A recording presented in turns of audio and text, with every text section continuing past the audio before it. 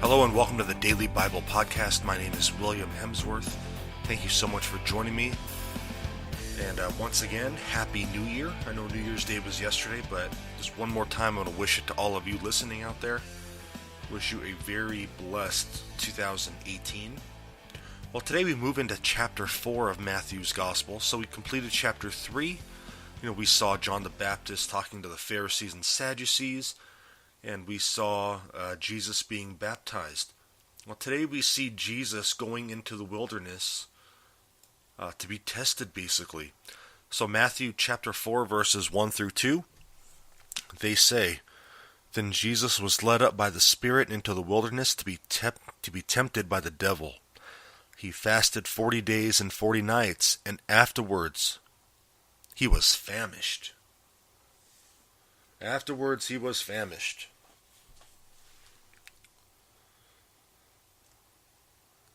The temptation of Jesus parallels the testing of Israel in the wilderness.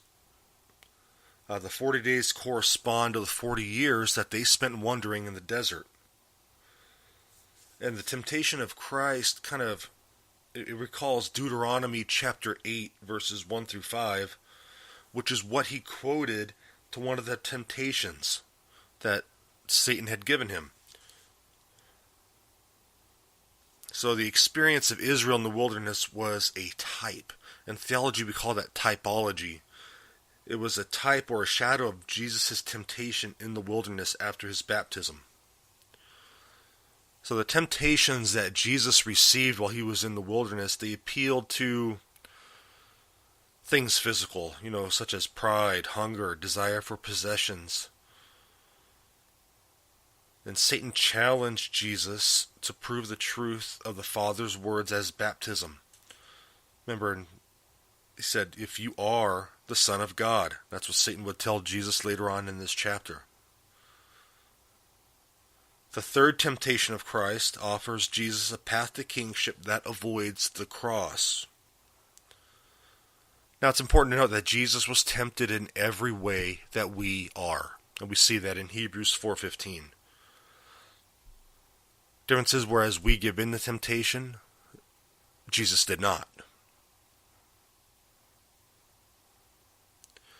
That's why he's able to represent us as a faithful high priest, which is what Hebrews 2:17 says. He went through everything in his human nature as we did. But he endured the temptation. He did not fall into it. And so one significant note also about the number 40 in the Bible.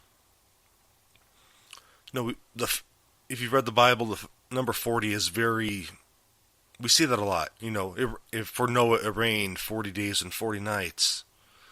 The Israelites roamed through the desert for 40 years. Jesus is tempted for 40 days and 40 nights.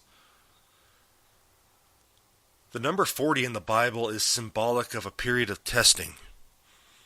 So just as Noah's faith was put to the test, for 40 days and 40 nights of rain, the children of Israel were being tested in the wilderness for 40 years, and Jesus fasted for a period of 40 days before he began his public ministry.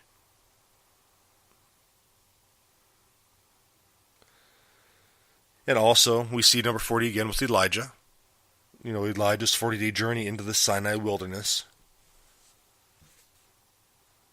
So the number 40 is very significant in Scripture. It doesn't necessarily literally mean that it was 40 days or 40 years, whatever the case is. It just means in the Bible that it's a period of testing. That was common in Hebrew literature. And again, Matthew understood that, and he knew that his readers, which was primarily meant for the Jewish people at the time, would understand that as well. So just remember, Jesus was tempted in every way that we are. So he knows exactly what we're going through. He understands being tempted. So Jesus isn't just this figure that never sinned, never experienced anything. He experienced the same things that we have.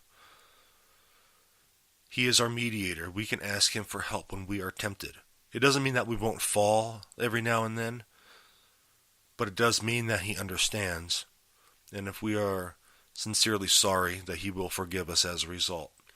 So God bless you guys. Have a fantastic day. We'll catch you guys tomorrow as we continue on into the temptation of Christ. Have a great day. Thank you for listening.